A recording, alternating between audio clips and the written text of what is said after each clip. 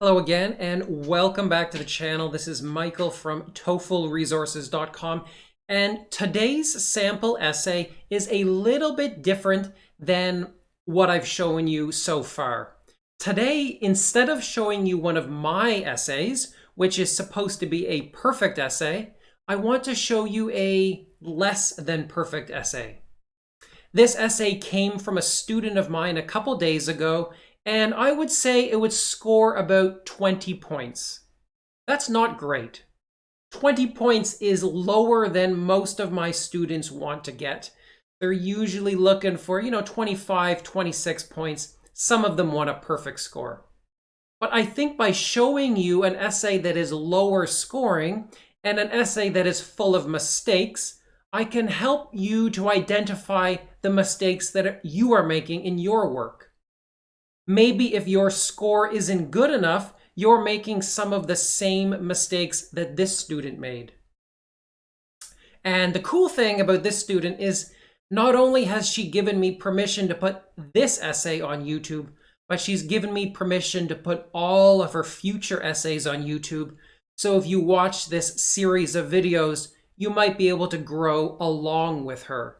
You can see how she's improving her essays, and maybe you can improve your essays in the same way. All right, now, first of all, we should take a look at the question. This is a preference question. It states, which of the following jobs would you prefer to have? A job at a company that offers challenging and interesting projects but few vacation days?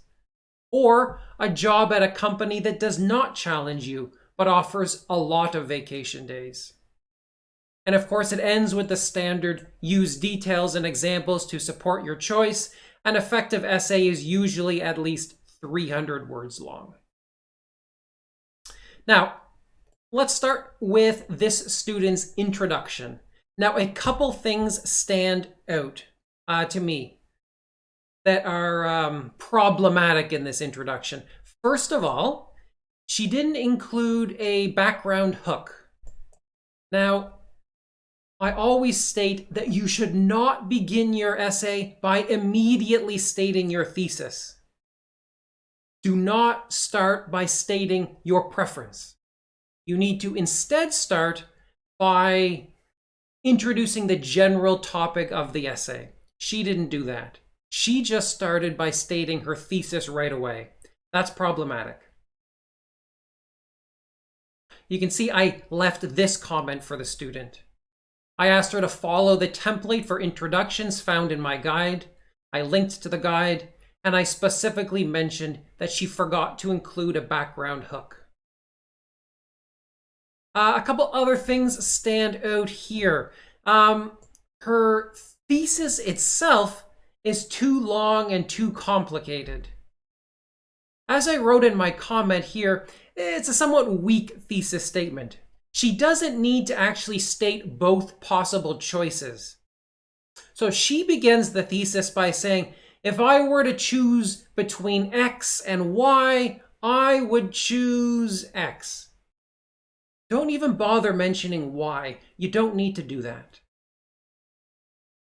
I suggested as a better thesis in my comment here that she could have written, in my opinion, jobs which are challenging are really desirable, even if they have few vacation days. That's more concise. It will help her avoid needlessly wasting time and repeating words, and it will also keep the grammar a little bit more manageable. All right, that's what I had to say about her introduction.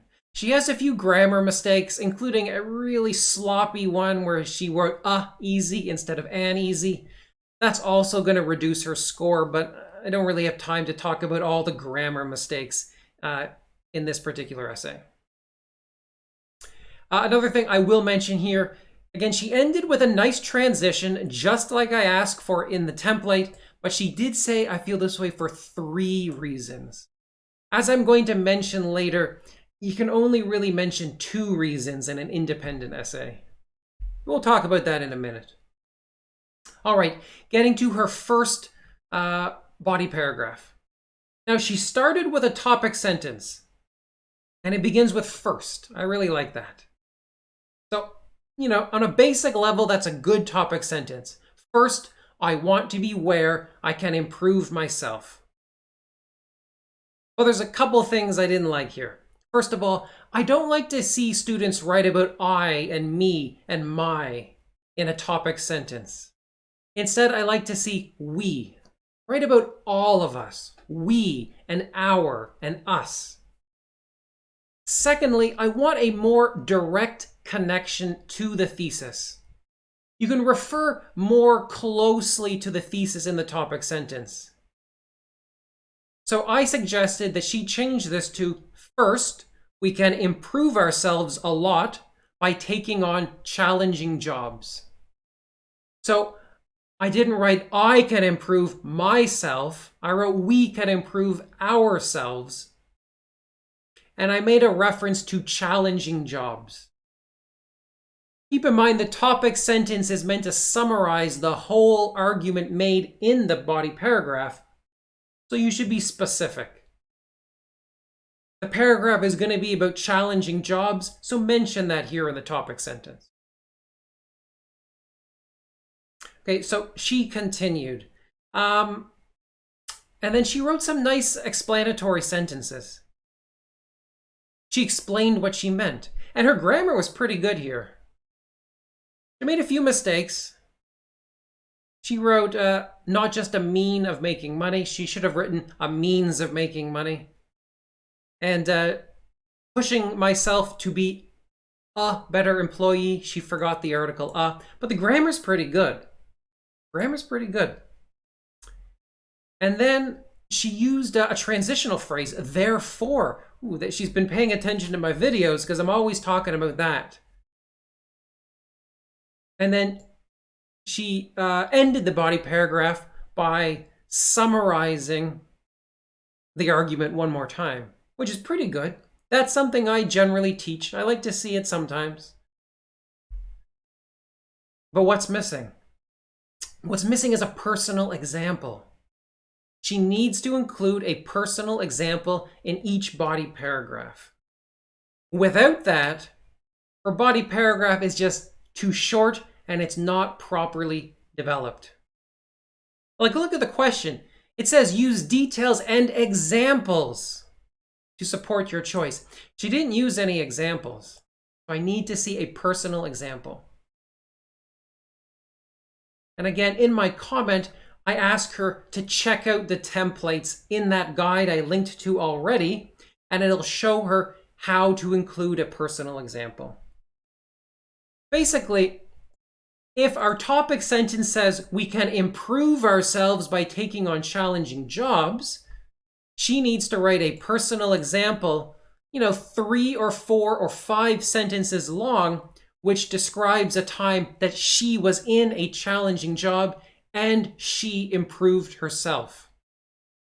Yeah, that's going to be difficult for her. Maybe she's never had a job. Maybe she's never improved herself. That sounds terrible. I'm sorry for saying that. What I mean is she might have to lie. You might have to make something up.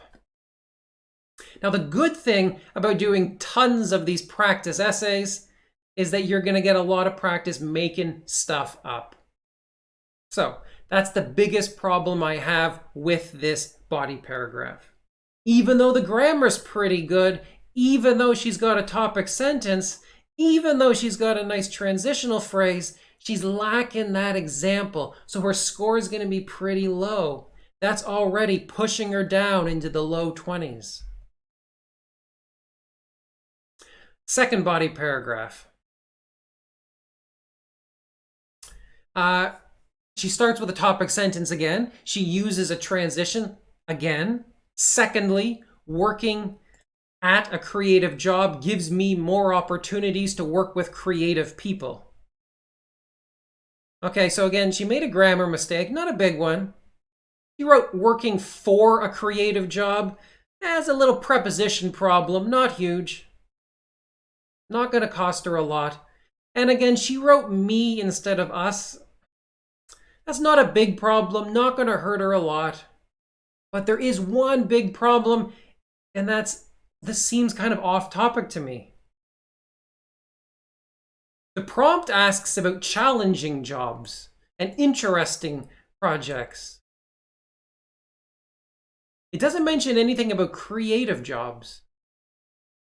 So sometimes you can get away with changing the prompt a little bit, and maybe she could get away with talking about a creative job instead of a challenging job, but honestly, I don't think so.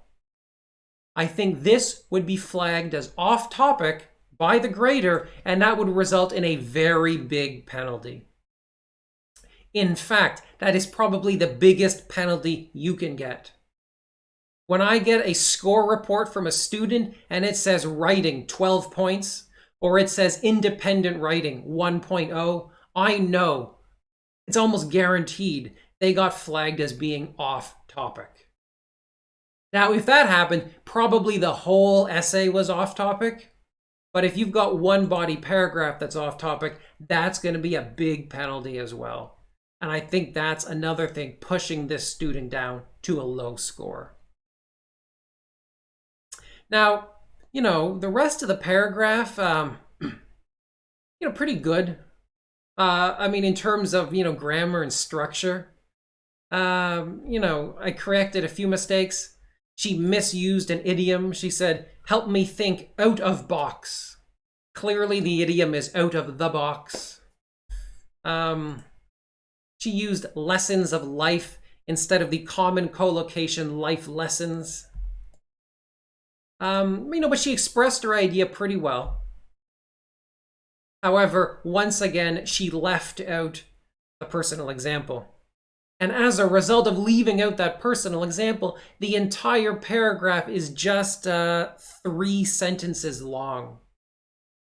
That's too short. You gotta write more than that to get a good score on the TOEFL. I'm looking for an entire paragraph of 5 or 6 sentences at least. Now, so what does that mean? Like, you're trying to write these long paragraphs that are like 6 sentences, and they both have a personal example and all these details. Well, that means, like I said, you should only write 2 body paragraphs. I feel that if you try to write 3, they're just going to end up too short. I really think that 3 short body paragraphs is going to score less than 2 long body paragraphs. So keep that in mind. Then she wrote one more paragraph. I don't want to deal with this too much because it has the same issues. She wrote, lastly, I feel more alive when I work than when I rest. I would, and at the risk of repeating some vocabulary, it's probably better to say more alive when I am challenged at work than when I rest at work. So again, you're hooking in a bit more directly to the prompt. You're staying on topic. But once again, the rest of the paragraph is pretty good. She used a transition like however, which I really like. And she expressed her explanation. Once again, though, she's lacking a personal example. Generally, though, I need to point out that while I've said the grammar is good, the grammar is a little bit more simplistic than it should be. She's using a lot of simple sentences. I want to see more complex sentences. I want to see more compound sentences. That's something I would probably talk with the student one-on-one with, and I'd probably give her a few examples. Keep that in mind in your own writing. When I show more of her videos, grammatical complexity is something I'll focus on a little bit more. Of course, there's a conclusion here as well, and I made a couple of comments about the conclusion. First of all, she needs to go back to the guide I linked to check out the template, because the template will show her how to write a 2-sentence conclusion. 1 sentence to repeat the thesis, and then 1 sentence to summarize the supporting reasons. She didn't do that here. merely she just restated the thesis. That's insufficient if you want a good score. Lastly, in my final comment, I wrote that this essay is way too short. She wrote just 290 words, but as I said, I need to see between 380 and 400 words for this task. Now, I did play sort of a dirty trick on this student by putting in this line. An effective essay is usually at least 300 words long. That will probably show up on the TOEFL when you're taking it at the test center. And you're going to think, that means I should write 300 words. Well, no, not really. Note that it does say at least 300 words. So you can treat 300 words as the bare minimum. You should write more than that. You're not going to have enough details. You're not going to have enough examples. You're not going to have enough vocabulary if you write just 300 words. Moreover, it says an effective essay. I don't even know what, in terms of scoring, I don't know what that means. Maybe for ETS, 21 points means that the essay is effective. However, probably for most of you, that score is too low. So do keep that in mind. That's a comment I make in essays almost every day. All right, I'm going to leave it at that for this essay, but I will mention if you want your essays checked in the exact same way that you've seen here on the screen, you can sign up at my website. I'll try to put a link in the video description. And if you keep watching this channel, you should be able to see more essays from this actual student. And in addition, I will upload more of my own essays, which are, meant to represent like a 29 or a 30-point effort. All right, I am going to leave it at that, but if you have any questions, let me know. I am here for you as always. Bye-bye, guys.